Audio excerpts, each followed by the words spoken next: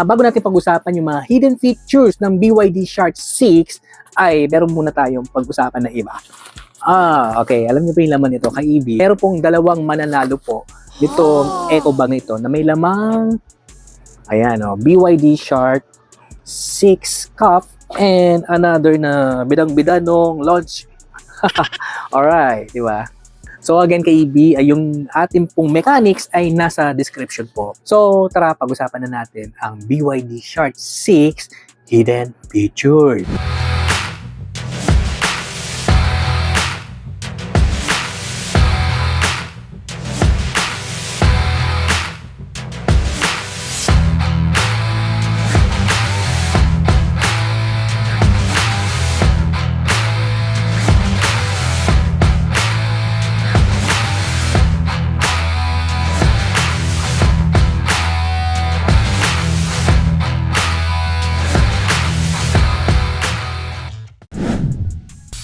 Welcome to Electric Vehicle Channel. At ngayon, pag-usapan natin ka-EV, itong BYD Shark 6 Demo. Isang lifestyle pickup na hindi lang siya para pangharabas, kundi loaded din ito ng smart at mga hidden features na baka hindi mo alam at dito mo lang sa channel natin malalaman.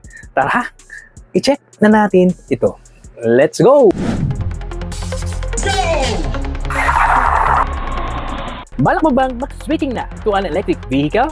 O nag-aabang ka na ng mga latest EV news and reviews? Welcome to EV Channel PH, your guide to electric vehicles. Actually, ka-EV, dapat part 2 ng ating serye natin ito patungkol sa BYD Shark 6. But tingin ko mas okay na mauna ito kasi marami na nakapanood ng mga videos patungkol sa BYD Shark 6 Demo. So ngayon, ka-EV, gusto ko lang padaanan ito, yung mga special features na meron ito bago natin pag-usapan yung mga sinasabi kong mga hidden features na meron itong BYD Shark 6 Demo. Alright, let's go through the basic features na sure ako na alam mo na. First, the NFC key na favorite ko ito no? And at the same time, may remote na ito at application na you can access or ma-turn on mo itong ating BYD Shark 6. So, napaka-convenient ito para at least, di ba, unlocking tapos on the go na agad. And isa pa ka-EV na gusto ko dito, yung wireless charger niya. Actually, fast charger na ito kasi meron siyang 50 watts na output ng kuryente. So, madali na mag-charge, di ba, pagdating dito. At hindi lang yan, marami rin naman siyang mga charging socket na pwede mong gamitan ng cord. Isa pa sa gustong-gusto kong features nito, yung AirStyle Cockpit Center Console. Kita nyo naman na ang lakas ng dating nito kapag nasa loob ka. So, lalaking-lalaki, bruskong-brusko. At napaka-premium talaga kapag nakikita ko tong center console niya.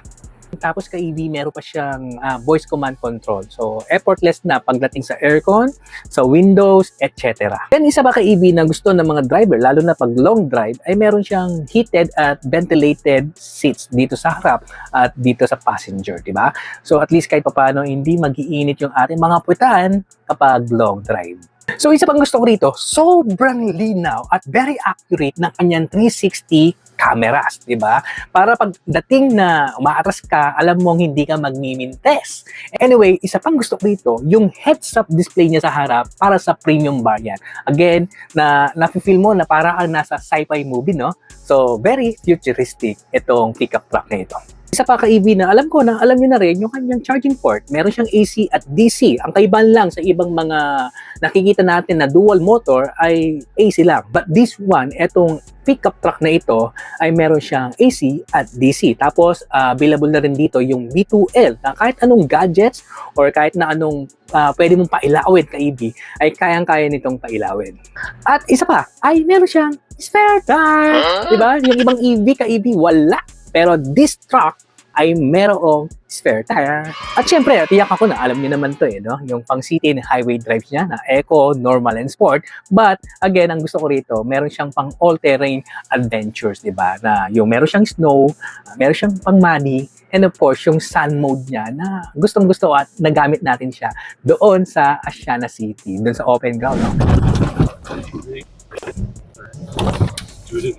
Ooh.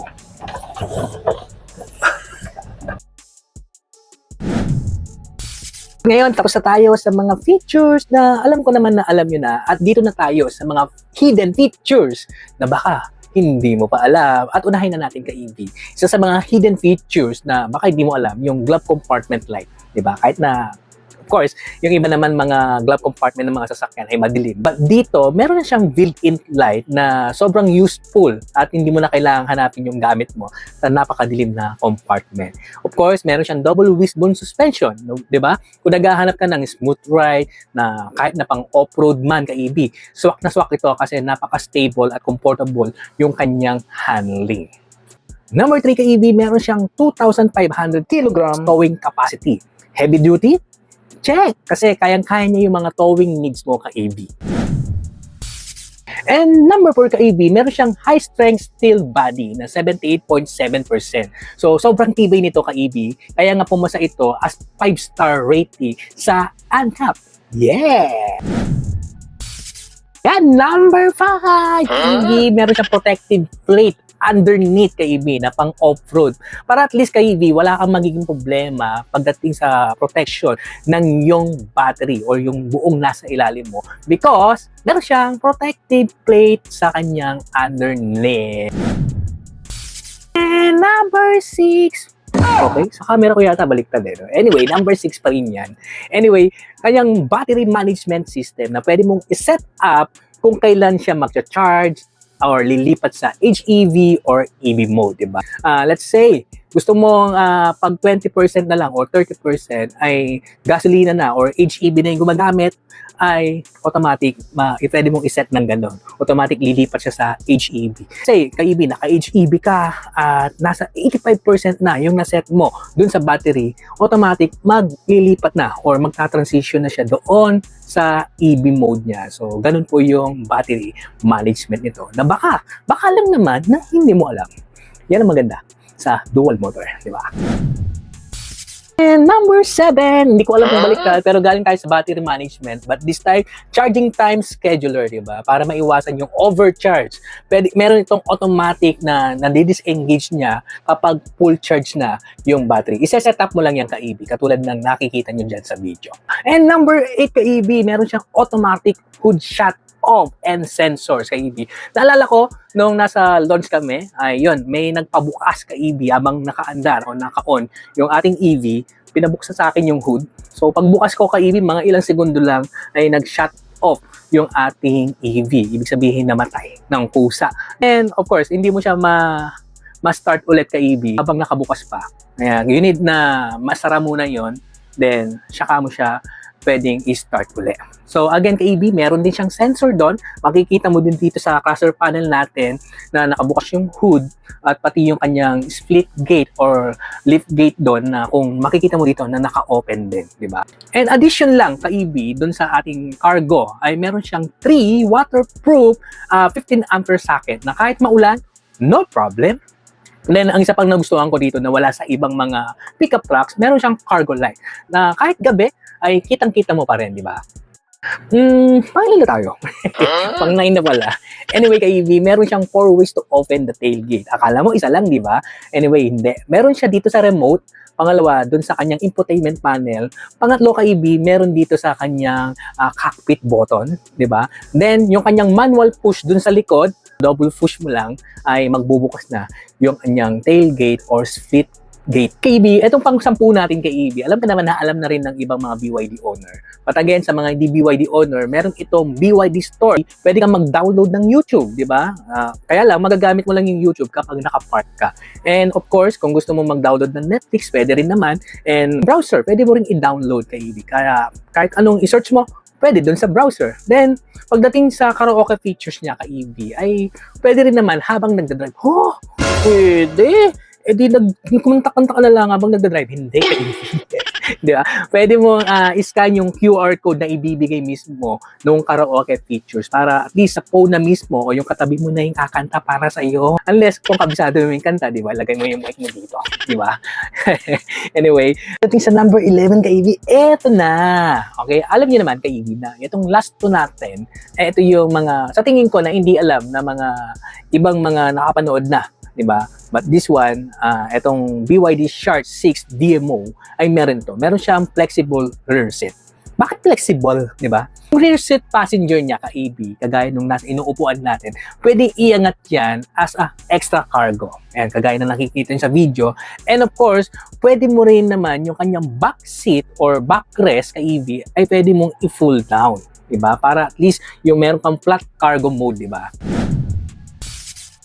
So, ka-EV, nandito na tayo sa pinaka-last, yung number 12. Alright, kung nakaabot ka sa video nito, maraming salamat sa iyong panonood sa mukhang ito. Anyway, ka-EV, ayan, salamat po na marami. Tapusin mo na rin yung video na ito. Anyway, yan, para sa ating number 12, yung PMS na matitipid mo, ka-EV. Alam nyo ba na ang BYD Shark 6 DMO ay once a year lang ay pini-PMS? Di ba? Tingin mo, magkano kaya ang matitipid mo rito?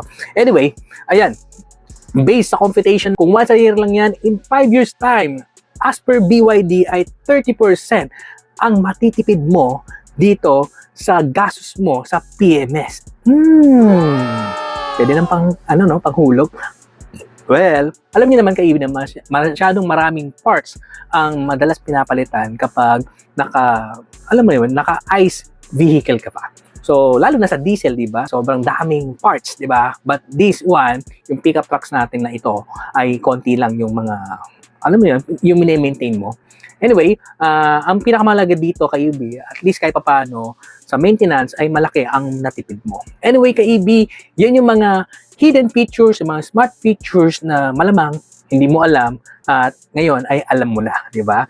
So, bukod sa high-tech, matibay, matipid, ano ka-EB yung pinaka-paborito mo sa napag-usapan natin about dito sa BYD Shark 6 DMO?